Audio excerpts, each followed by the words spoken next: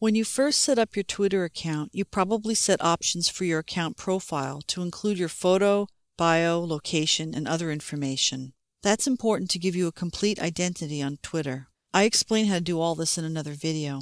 But there are some other options you might want to set for your Twitter account. Let's take a look at those. Let's start off by clicking the Settings link, and then make sure the Account button is selected, and that'll give you account options. I'm going to go through these options one by one. The first one is your name, and you can't change that here. You can only change that in your profile settings. Clicking Profile Settings here is the same as clicking Profile up here, and that's discussed in another video. You can, however, change your username. So if you wanted to change your username to something else, maybe she wants to be just S. Oliveri instead of Stacy Oliveri, or maybe she wants to be Stacy O. She can change that in here just by typing in a new name. What Twitter will do is it'll automatically check to make sure that that name's not being used, and if it's not, she can use it.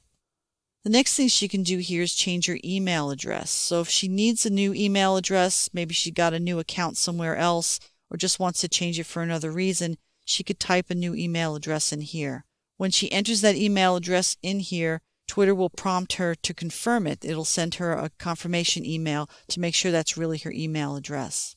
This checkbox here, let others find me by my email address, what that does is it tells Twitter that people can search for Stacy by her email address. So for example, if someone else is setting up a Twitter account and they use their address book to search Twitter for other people that they know, if Stacy's in their address book and this checkbox is turned on, then what will happen is that Stacy will be brought up in search results and they can add Stacy. Now if she wants to be more private, she could just turn that checkbox off, and then people cannot search for her by her email address. I'm going to leave that turned on. The language option lets you choose the language you want to use for Twitter, and you can basically select any of these languages. The time zone enables you to choose your time zone. Normally we'll get this information from your computer, but if it gets it wrong, or maybe you're on the road with a laptop, you can change it if you like. And you basically would pick a different time zone from this list. I'm going to scroll down a little further here.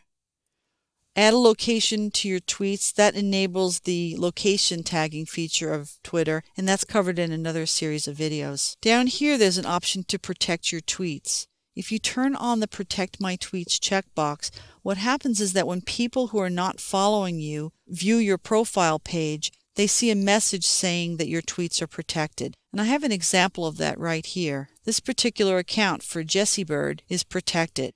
So if someone wants to follow Jessie Bird, what will happen is they'll see this on their profile page, and then in order to follow them, they have to click the Send Request button, and that will send a request to Jessie Bird, and she'll tell you whether or not she wants you to follow. In the meantime, you just have to wait. The drawback to protecting your tweets is that when your tweets are protected, people can't see them on your profile page. A lot of people won't do that extra step to request following you. They'll just give up and they'll move on without trying to follow you at all. And in that case, you might lose some followers. Now, if you make any changes at all in this screen, you want to make sure you click the Save button. And if you do that, it will save all the settings that you've made and they'll take effect immediately. The last thing that's down here, I do want to point it out, is if you ever decide that you want to stop using Twitter, you would click the Deactivate My Account link. And what that would do is it would turn off your Twitter account. So as we've seen here, account options control certain under-the-hood aspects of your Twitter account, and they customize the way it works for you. In another video, I'll tell you how you can customize your profile to change the way it looks to you and other users.